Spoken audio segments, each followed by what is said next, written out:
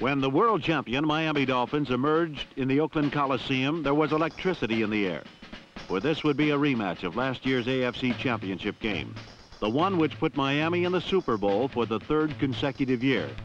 And this would be a rematch of what many consider to be the two best teams in pro football. The Raiders were ready. But on the opening kickoff, through the haze came a white wave of Miami blockers, followed by Rookie of the Year candidate Nat Moore, number 89.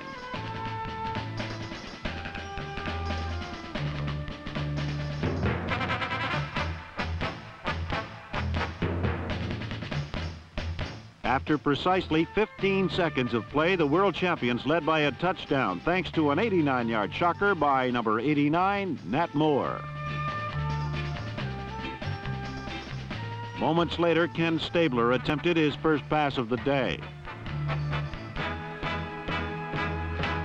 Nick Bonaconti's tip to Dick Anderson had the Dolphins in position to put the Raiders in a deep, deep hole early. And on third down, Bob Greasy went for the juggler with an end zone bomb to Paul Warfield.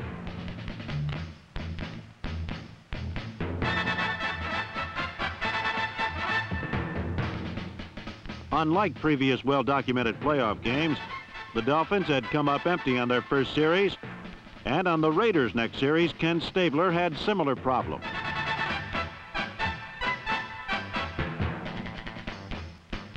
Through the entire first quarter and much of the second, neither team could put together a successful scoring drive, and both teams seemed a bit tight.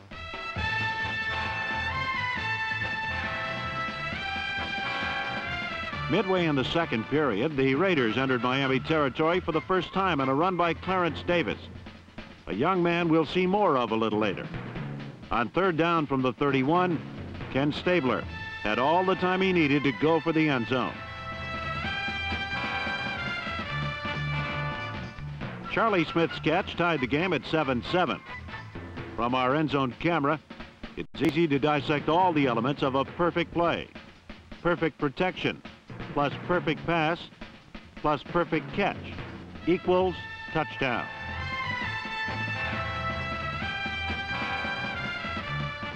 On Miami's next series, Bob Greasy had an opportunity for another perfect touchdown, but his pass was offline. The Dolphins had to settle for a 3-point lead at the half. But more important than the score to the Dolphins was the fact that, due to first-half knee injuries, they had lost half of their defensive secondary. Curtis Johnson and number 13, Jake Scott, their all-pro free safety. Early in the second half, the passing combination of Ken Stabler to Fred Biletnikoff temporarily took over the show. A first down pass took the Raiders into Dolphin territory, and then Stabler went right back to Biletnikoff deep on the other side.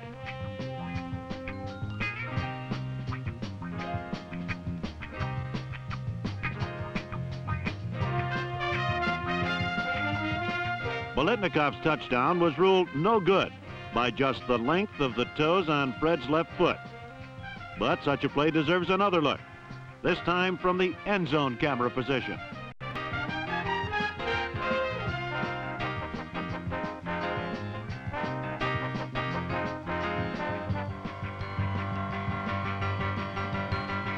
Ken Stabler knows a good thing when he sees one, and later in the same drive he again went for Biletnikoff in the right corner.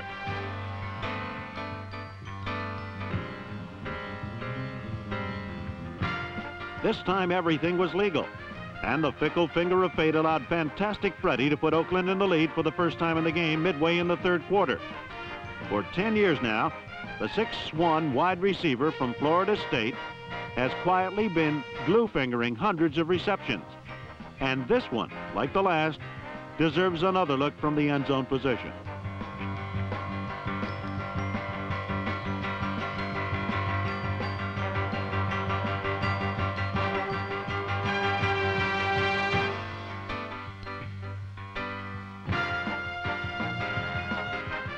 On the next series, Bob Greasy and the Dolphins got a break on a long third down pass to Jim Kick.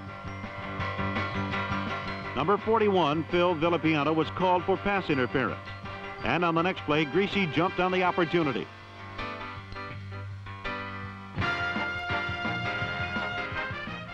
Paul Warfield's catch was made easily because, as we can see from behind the play, his defender had fallen down when Warfield made his cut to the corner. At the end of 3 quarters, Miami was back on top 16-14. In the 4th period, Bob Greasy again exploited the left side, where Nehemiah Wilson was playing in place of the injured All-Pro Willie Brown. Paul Warfield came up with a 20-yarder, but the next time Warfield dropped a 3rd down pass and forced the Dolphins to settle for a field goal and a 19-14 lead. With just under 5 minutes to play and trailing by 5, Ken Stabler started from his own 17-yard line, first hitting Fred Biletnikoff for a 1st down, and then airing it out to the NFL's new home run king, Cliff Branch.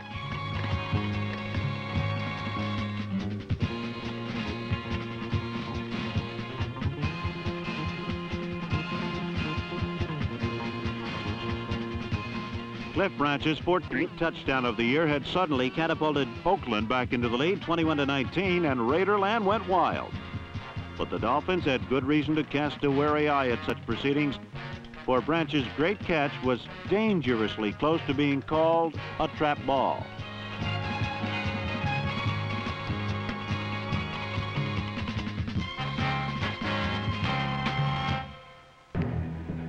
With just 4.5 minutes to play, Bob Greasy and the Dolphins needed 3 points to go ahead and 7 to put the game away, barring any unforeseen miracles on the part of the Raiders, that is.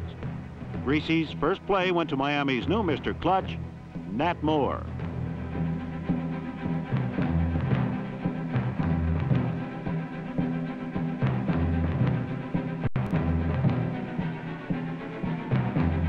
Nat Moore had the Dolphins in Oakland territory, and then another clutch rookie took over, Benny Malone, number 32.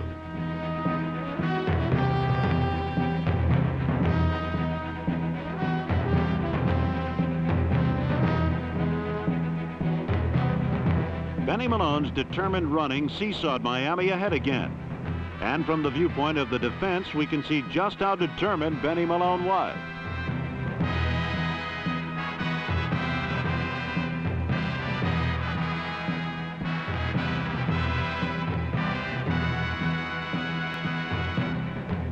Again, trailing by 5 with 2 minutes to play, Ken Stabler needed a touchdown to win, and he twice went to Fred Biletnikoff, who caught 8 in the game for 122 yards.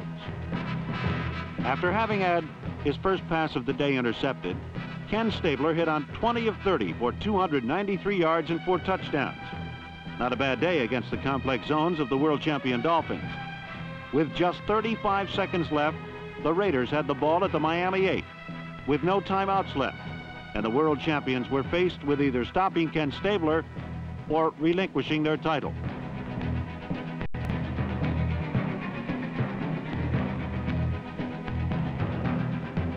Suddenly, somehow, miraculously, the ball materialized in the hands of Clarence Davis in the end zone, and it seems only fitting that Ken Stabler's 30th touchdown pass of the year be given another look, this time from the same angle that most of the nation had, on the Saturday evening before Christmas, 1974.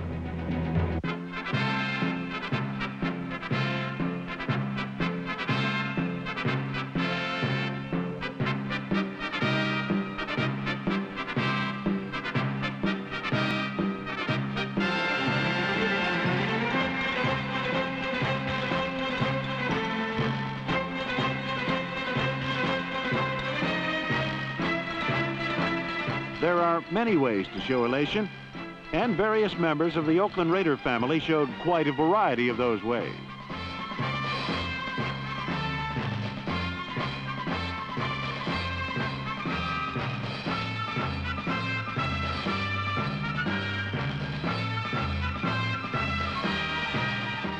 Some people who have never been to the summit may finally be on their way, while others who have been there before quietly walk away. But for those who have waited the longest, the victory always seems most sweet. And that's the way it was when the Oakland Raiders dethroned the world champions in Super Bowl 8.5 on the Saturday evening before Christmas, 1974.